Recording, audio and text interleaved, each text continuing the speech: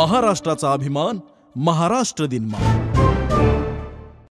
सभापती महोदय, सन्माननीय विरोधी पक्षनेत्यांनी जो विषय मांडला, शासनाची भूमिका स्पष्ट आहे.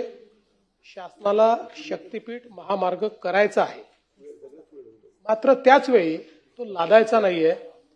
मागच्या मुख्यमंत्र्यांनी आणि आताच्या उपमुख्यमंत्र्यांनी सांगितलं होतं की आम्ही हा लादणार नाहीये.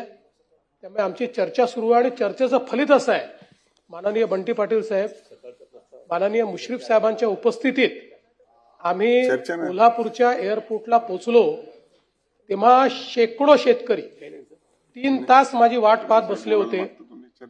त्यांनी 1000 शेतकऱ्यांचं कोल्हापूर जिल्ह्यातल्या मला निवेदन दिलं आणि त्यांनी मला आव्हान दिलंय की यातली एकही सही खोटी असेल तर आमच्यावर कारवाई करा. आणि त्यात त्यांनी सांगितलं की आम्हाला शक्तीपीठ महामार्ग हवाय, आम्ही त्याच्याकरता जागा द्यायला तयार आहोत आणि आपण हा रद्द करू नका. एवढंच नाही तर वर्धा जिल्हा, यवतमाळ जिल्हा, सांगली जिल्हा, प्रत्येक जिल्ह्यातल्या शेतकऱ्यांनी सह्यांचं निवेदन दिलेलं आहे की आम्हाला शक्तीपीठ महामार्ग करायचा. शक्तीपीठ महामार्ग हा केवळ शक्तीपीठांना किंवा आपल्या आस्थेच्या केंद्रांना जोडणारा महामार्ग इथपर्यंत मर्यादित नाहीये. हा महामार्ग मराठवाड्याच्या 5 जिल्ह्यांचं जीवनमान बदलणारा महामार्ग आहे. त्या 5 जिल्ह्यांना पोर्ट कनेक्टिव्हिटी देणारा मार्ग आहे. त्या 5 जिल्ह्यांना पूर्णपणे औद्योगिक पटलावर आणणारा मार्ग आहे. आणि म्हणून आणि नुसते मराठवाड्यातलेच 5 जिल्हे नाहीत, त्यात विदर्भातले 1-2 जिल्हे आहेत, पलीकडचं आपला देखील काही पश्चिम महाराष्ट्रातला भाग आहे.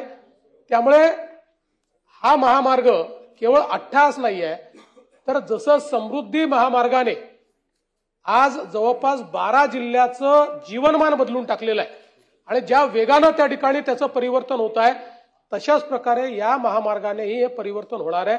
आम्ही जरूर आपल्यासोबत बसून शेतकऱ्यांच्या अडचणी समजून घेऊ, कोणाच्या असतील तर त्या अडचणी दूर करू. पण माझी देखील आपल्याला विनंती आहे की या सर्व जिल्ह्यांच्या विकासाकरता आज मला सांगा की कोल्हापूरवरनं पाऊण तासात मोपा एअरपोर्टला जाता येईल, तासभरात जाता येईल. याने जे काही आपलं कॉमर्स आणि बिझनेस आहे याच्यात फरक नाही पडणार, परिवर्तन नाही होणार त्याच्यातनं. त्यामुळे हा महामार्ग काही आमचा अट्टहास नाही आहे, महाराष्ट्राच्या विकासाकरता अत्यंत महत्वाचा असा महामार्ग आहे. आणि आता शेतकरी हे मैदानात उतरले आहेत.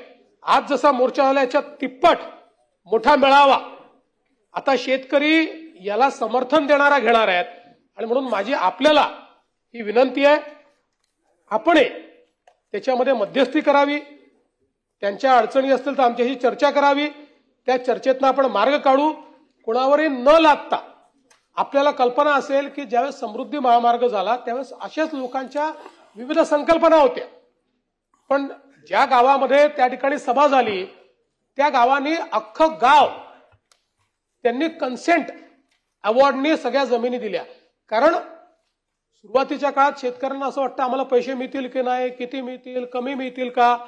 पण एकदा त्यांच्या लक्षात आलं की आपल्याला योग्य भाव मिळतो आहे, म्हणजे त्यांची जमीन जाते त्याच्या 4-5 भाव आपण देतो आणि त्याला फायदा असा होतो की पैसेही मिळतात, ते बिन याचे पैसे मिळतात, टॅक्सचे पैसे मिळतात आणि त्याच्यात तो त्यापेक्षा जास्त जमीन देखील घेऊ शकतो.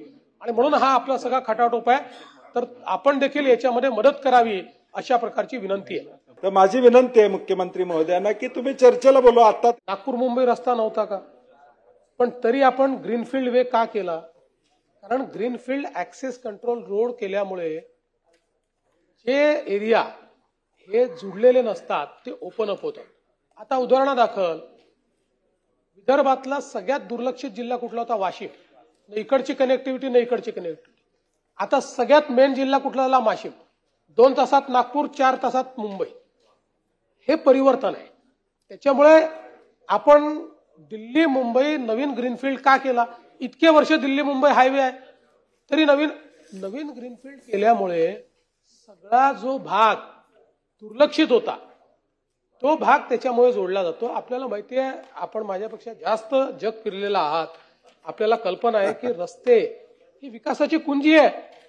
तुम्हाला माहिती आहे अमेरिकन प्रेसिडेंटचं वाक्य आहे की American roads are good, not because America is rich, but America is rich because American roads are good.